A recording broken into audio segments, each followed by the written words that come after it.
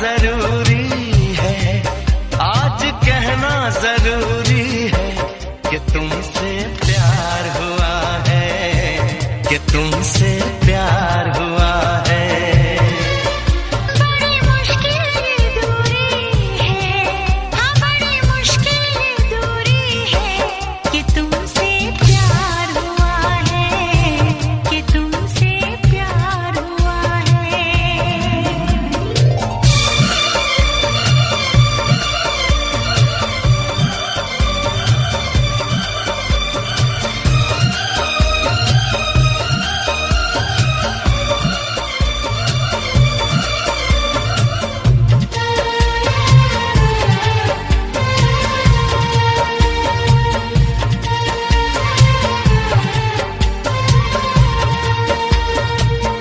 तेरी चाहते